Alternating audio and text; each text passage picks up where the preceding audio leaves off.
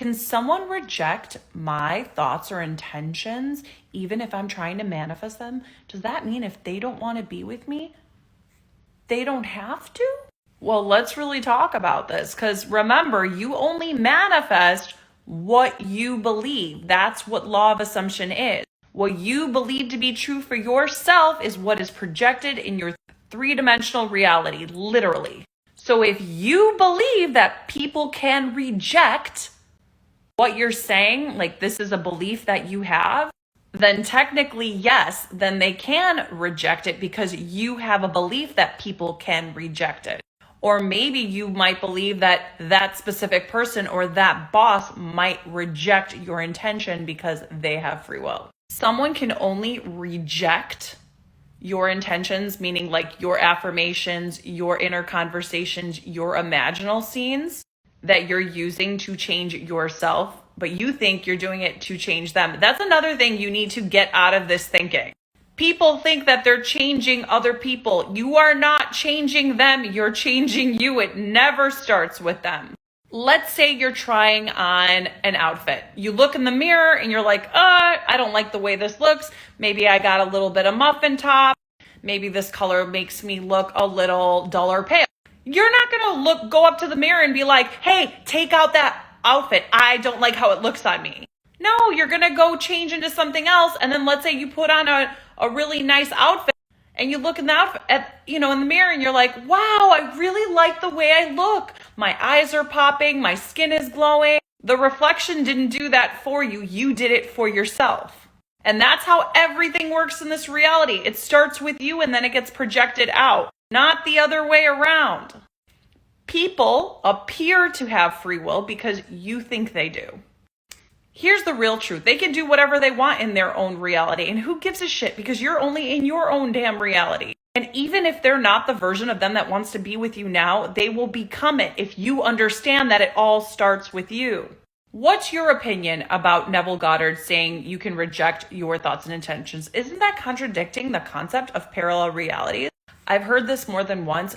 Neville Goddard only said that in his very early lectures, meaning when he first started on this journey. Later on, you'll hear him say in his later lectures that it doesn't matter if it takes one person or 1,000 people to move, they will. Think about it. What does he really mean when he says it doesn't matter if it's one person or 1,000 people? And this could be applied to the whole world, literally. Does that truly mean that one specific person can reject your intentions? No, they can't, unless you think they can, or unless you think they have free will and don't want to be with you, something to that extent. I want you to really think about what it's been like for yourself on this journey, finding law of assumption. Sure, in the beginning, when you are very new to this, you have no idea that you're the creator of your reality, and that literally means that you can create whatever you want, even if it appears that someone else doesn't want the same thing you want. The idea of wrapping your head around that people don't have free will, even though it's not really that, it's just you jumping to a parallel reality where they want it too, because we live in this quantumless world with limitless options, and you're a quantumless being, so you're just matching to that vibration and then whoop, going there, right? Like you're just embodying that, and then it eventually gets projected into your 3D reality. Think about it. Neville was just as confused as we were early on in this journey.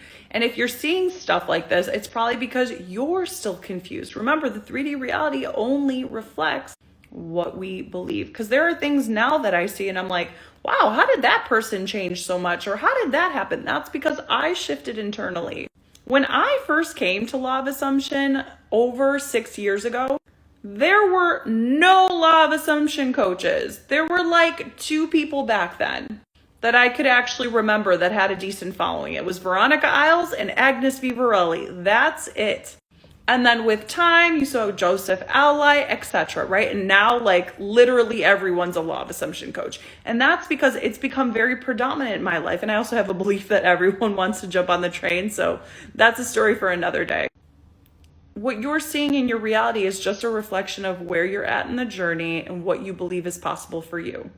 You on some level probably have a fear that they can reject it. So time to adjust that belief so you can see something different. And no, it does not reject the parallel reality theory, because think about it. Neville Goddard is not the only one to talk about this. We got Joe Dispenza, who's backing it up with freaking science. You got Wayne Dyer. You got A Course in Miracles. Tony Robbins, to some extent, talks about this. You got Esther Hicks. You got Bashar, Neil Donald Walsh, Florence Scovel, the theory of quantum physics, and a million other authors and speakers. Remember, it's your reality, so you don't have to accept this if you don't want to, but why would you want to? Because then you'd be limiting yourself to what is possible for you. Like and follow to learn manifesting the right way.